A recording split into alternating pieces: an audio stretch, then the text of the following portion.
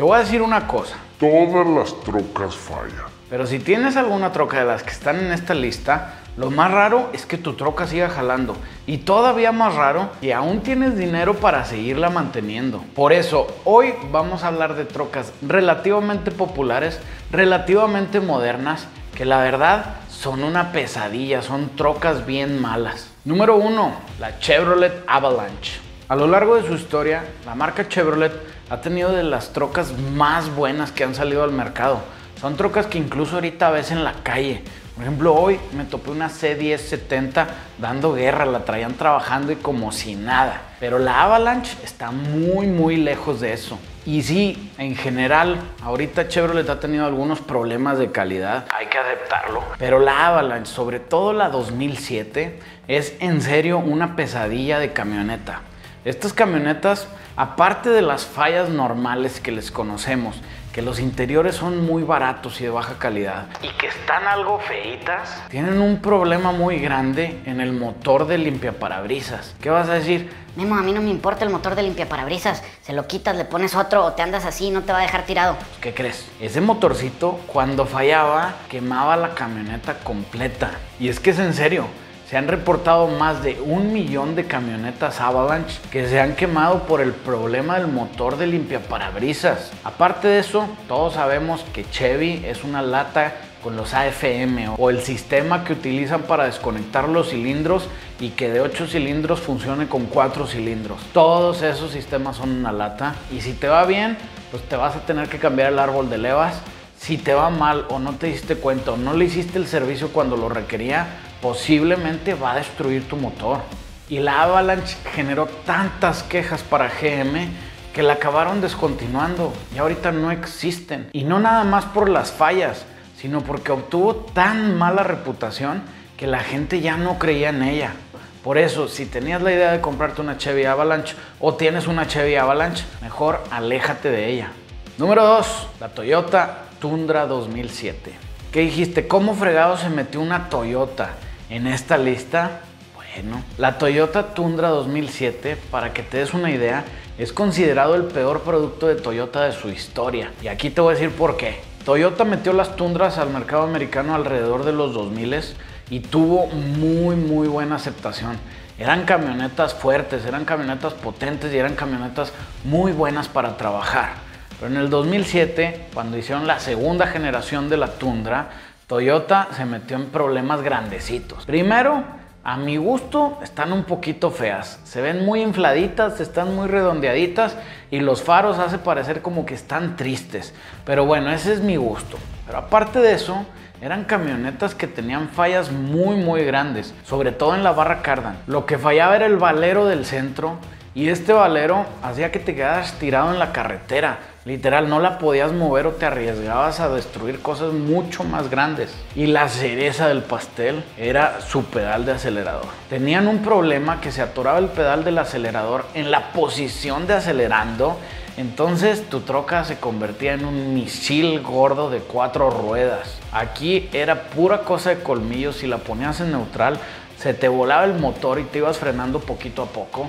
Pero imagínate que te haga eso en la carretera. ¡Qué miedo, güey! Lo bueno es que Toyota se puso las pilas. Y la verdad, las Tundras de los años posteriores se fueron haciendo cada vez más y más buenas hasta que se hicieron muy confiables. Así que acuérdate, Tundra 2007, tacha. Número 3, Ford F250 con el motor 6 litros Power Stroke. En el 2007, Ford empezó a poner en sus camionetas de 3/4 de tonelada, o sea, las heavy duties, un motor de 6.0 litros turbo diésel que le decían el 6 litros Power Stroke. Y este motor es malo como él solo. Yo creo que el único más malo es el 5.4 de gasolina de 3 válvulas. Lo bueno es que este motor no duró mucho, duró más o menos 3 años y Ford lo tuvo que cambiar por el 6.4 por lo mismo que era demasiado malo.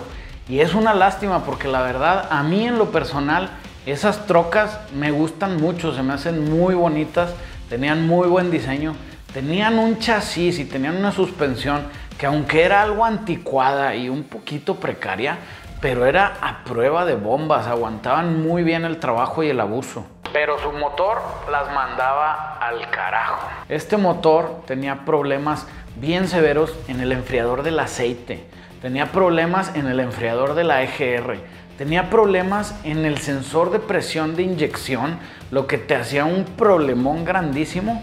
Y aparte de eso, el pelado que diseñó el motor se le olvidó ponerle los suficientes tornillos a la cabeza como para que aguantaran las presiones de la cámara de combustión. Entonces era bien común que te la vivieras reventando empaques de cabeza. Si te iba bien. Si te iba mal, salía volando tu cabeza y se te hacía un desorden grandísimo. Así que es una lástima que las F250 hayan tenido que estar aquí, porque te digo, a mí me gustan mucho, son muy bonitas, pero si te topas una con el 6.0 Power Stroke, tacha, aléjate de ella. Número 4, la Nissan Frontier Generación 2. Desde que salió la Frontier de segunda generación, en el 2006, nos dimos cuenta que era una camioneta muy mala por una cosita bien pequeña, por la cantidad de recalls que tenía. Paréntesis, ¿qué es un recall? Un recall es un comunicado lanzado por el fabricante o alguna agencia de seguridad que advierte que existe un riesgo potencial a la seguridad o que un componente del vehículo no cumple los estándares mínimos de calidad y puede resultar en riesgo para los usuarios de dicho vehículo. Se cierra el paréntesis. Los recalls son bien comunes. La mayoría de los carros tienen 1 o 2 recalls, pero la Nissan Frontier 2006 tenía 7 recalls y no eran cualquier cosita, eran cosas bien importantes. Como por ejemplo, el tanque de gasolina puede fugar, así que tu tanque se puede vaciar andando, se puede vaciar cuando la camioneta esté parada o incluso se puede vaciar andando y ocasionar fuego. Este otro, buenísimo. Los sensores de las bolsas de aire frontales se tienden a oxidar, por lo que van a hacer que las bolsas de aire no funcionen. Hubo tantos problemas que incluso los diseñadores de la camioneta y de los componentes tuvieron que decir que su camioneta no era segura para que la manejaran diariamente. Y por todos esos problemas, la Nissan Frontier se ganó una muy mala reputación, sobre todo en Estados Unidos, y es una reputación que todavía ahorita están tratando de recuperar. Por eso, si ves por ahí una Nissan Frontier, si la quieres comprar o si tienes una, aléjate de ella. Bonus: la Ram Generación 2 con el motor Cummins. Si sabes de trocas vas a decir, Memo, estás loco. Pero espérame, güey, espérame. Escucha mi punto, te voy a convencer. En el 93, Dodge presentó la segunda generación de su pick-up insignia, que era la Dodge Ram. Y para mí son las más bonitas que han sacado de la historia. A mí me encantan la generación 2 de la Dodge Ram. Es bien bonita. Y aparte de eso, tenía muchas versiones. Cabina sencilla, cabina y media, doble cabina, caja corta, caja larga, con motores 6 cilindros, con motores 8 cilindros. Pero del que vamos a hablar es de un motor 6 cilindros en línea turbo diésel que hacía Cummins, que se conoce como el Cummins 12B o de 12 válvulas. Y este motor es el sueño húmedo de la raza que le gusta las trocas diésel. Es una leyenda de motor. Tenía una transmisión manual que era a prueba de bombas, aguantaba lo que sea. Las automáticas no eran tan buenas, pero pues como eran trocas de trabajo muy pesado, pues es normal que te las eches. Pero por todo lo demás, la troca era muy buena. Y sí, tenía los problemas de calidad de RAM que ya conocemos, pero fuera de eso, la Ram Cummins 12 válvulas es una leyenda. El problema con estas camionetas es su reputación. Tienen tan buena reputación que sus dueños están dementes. Ves camionetas que están pidiendo $80,000 por una Ram 1993 con un Cummins diésel. $80,000, güey. Luego todavía ves la camioneta y dices, bueno, igual es una troca de show, trae muchas piezas de aftermarket, está muy modificada. No, es como la troca que trae tu abuelo en el rancho. Nada más que están pidiendo $80,000 por ella.